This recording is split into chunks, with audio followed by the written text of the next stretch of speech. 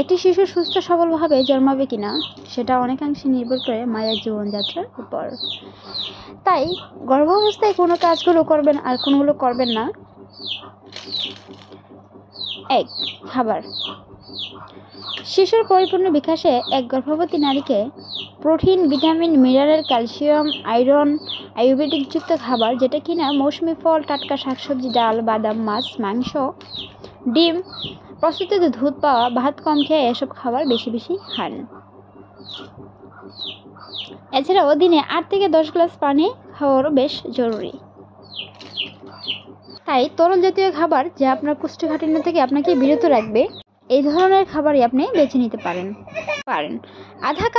আধা কাঁচা সেদ্ধ খাবার, বাসি বা ভেজাল মেশানো খাবার, tasty salt, acidic food, junk food, fast food এসব খাওয়া যাবে না।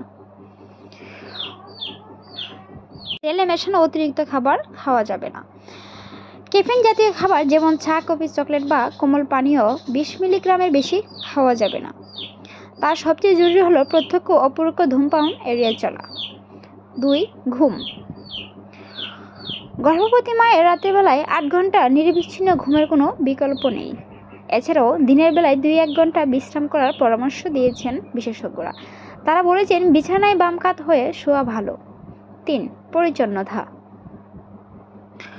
গর্ভকালীন সময়ে মায়েদের প্রতিদিন 2 বার দাঁত ব্রাশ করার পাশাপাশি নিয়মিত সাবান পানিতে গোসল করার কথা বলেছেন চিকিৎসকরা। অতিরিক্ত ঠান্ডা পানিতে গোসল না করাই ভালো।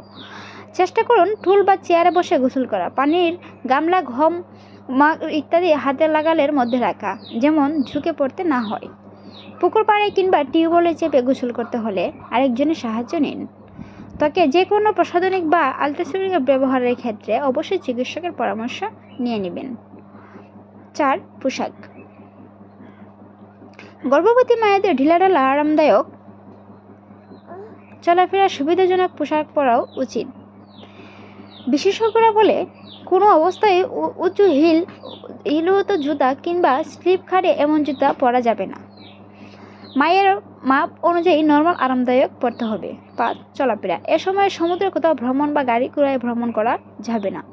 সেই ক্ষেত্রে ভারী কিছু আলগিয়ে দেওয়া যাবে না। পিচ্ছিল পথে চলাফেরা কিংবা সিঁড়ি দিয়ে হাঁটা চলা যাবে না। কোনো অবস্থাতে ভারী বস্তু ওঠানো